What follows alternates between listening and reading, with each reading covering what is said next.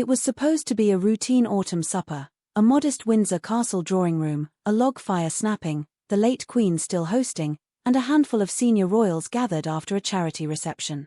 Staff remember the table details: quail pie, Sussex sparkling, a lemon posset no one finished.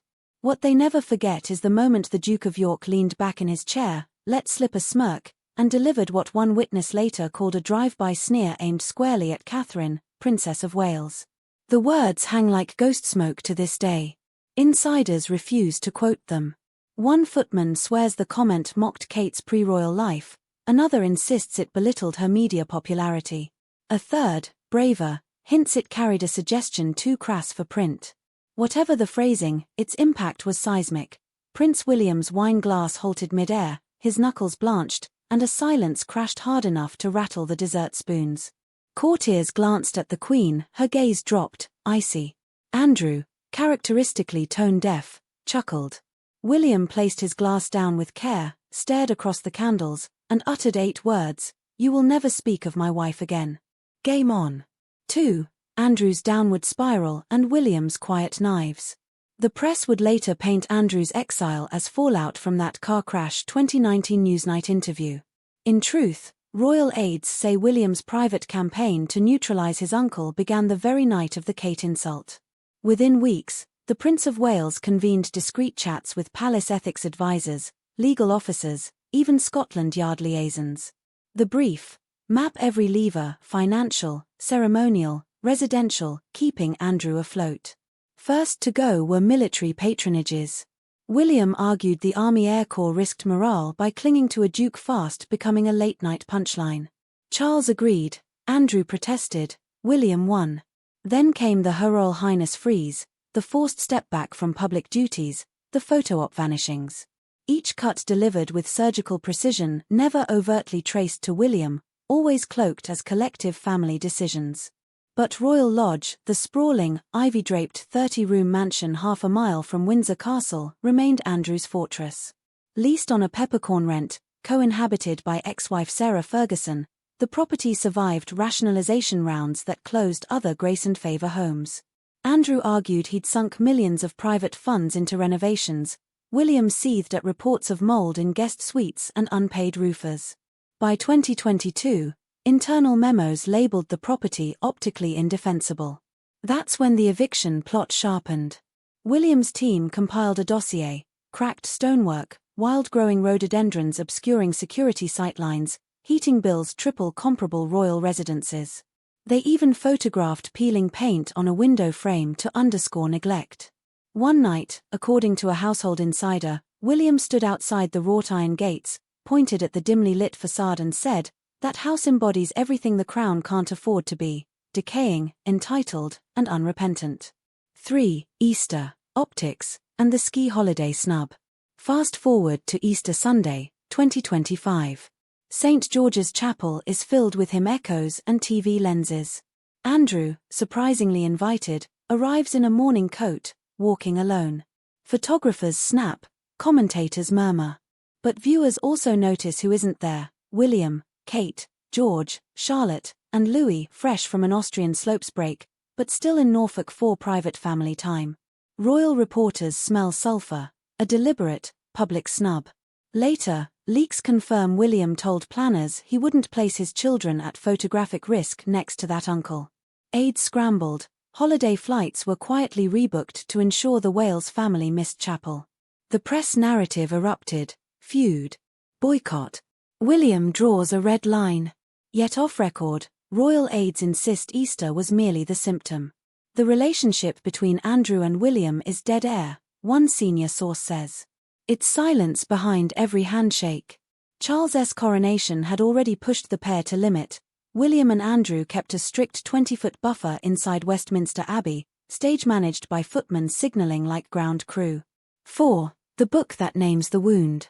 Now comes entitled, The Rise and Fall of the Yorks, Andrew Loney's heavily footnoted grenade. Pages 298 to 301 detail the rude Kate incident. A single unnamed insider brands Andrew's crack sexist, classist, and plainly jealous of the public warmth Catherine inspires. Loney cross-references diary logs, The supper took place 3 weeks after Kate topped a YouGov list of most trusted royals, while Andrew battled fresh scrutiny over Epstein ties. The book also quotes a palace aide predicting William will clear the lodge inside 12 weeks of accession, adding, "If the king doesn't, William absolutely will. And Sarah can take her stuffed corgis with her." The barb drips with Windsor sarcasm yet radiates real menace.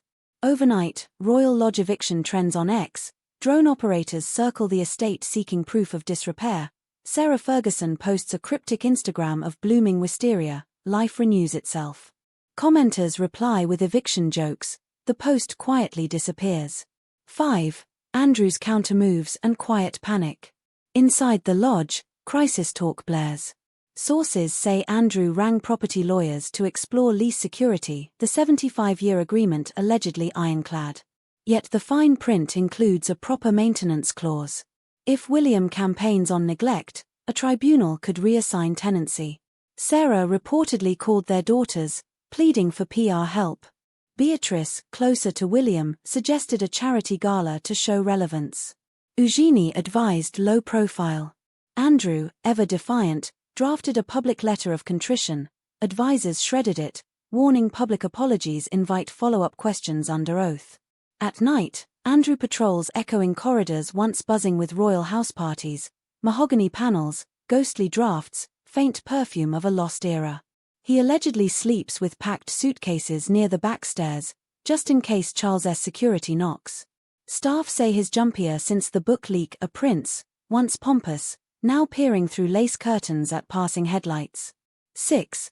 Behind the Wales gates, strategy and line in the sand. Over at Adelaide Cottage, William strategizes. He shares dinners with Catherine, summarizes legal briefs, but rarely utters his uncle's name. For him, this is bigger than revenge, it's brand defense. He believes public faith in the monarchy teeters on accountability. Allow Andrew to lounge in scandal-soaked luxury and Gen Z will consign the crown to history's bargain bin. Kate supports him with steel.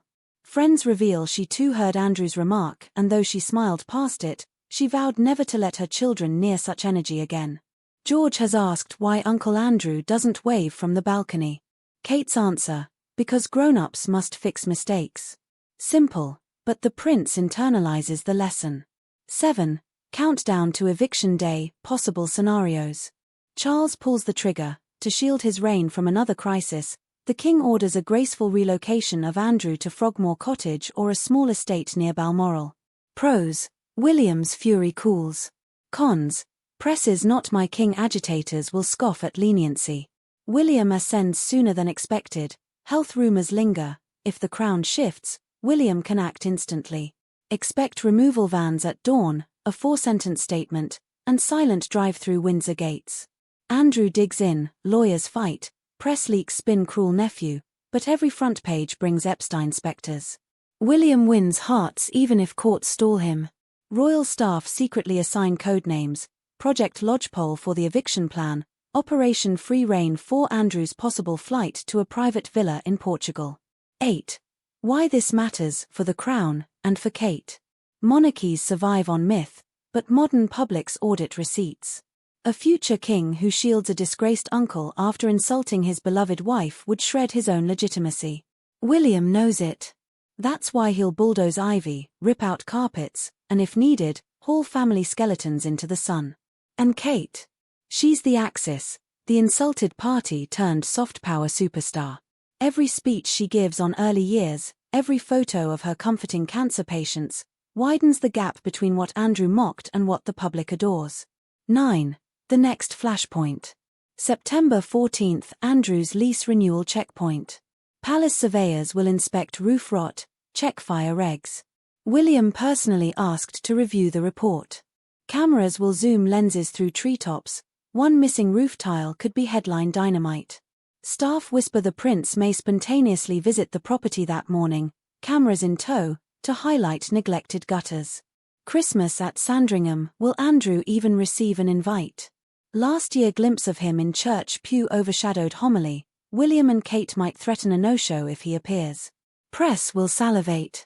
April next year, Commonwealth service, Andrew banned from Westminster Abbey. William scheduled to read a prayer. Expect pointed sermon references to accountability. 10. Final image, 2 corridors, 2 futures. In Windsor twilight, William steps onto the east terrace, eyeing Royal Lodge across manicured grass. He sees dark windows, imagines sagging drapes, and feels a surge of resolve. Across the lawn, Andrew paces his upstairs study, eyeing the castle turrets. He wonders which chimney hides the room where his nephew weighs eviction papers. 2 men, 1 bloodline, staring through twilight at each other's silhouette. Somewhere below, Kate reads bedtime stories. One line lingers: castles are strong, but words are stronger. She closes the book, turns off the lamp, and whispers a husband's mantra: hold the line. Because in this palace war, words spoke first, and words will decide who packs crates and who inherits crowns. Will William's icy resolve finish what Newsnight began? Will Andrew's last refuge crumble like flaking paint? Keep watching. The moment a removal van creeps up the long walk, or the moment Andrew's lawyers file a desperate injunction, will bring you every crack, every gasp, every whispered "Your Royal Highness" echoing down a now hostile hall. One thing is certain: the insult that dared to drag Kate's name through mud has become the wick on a dynastic powder keg, and the fuse is burning loud enough for the whole world to hear.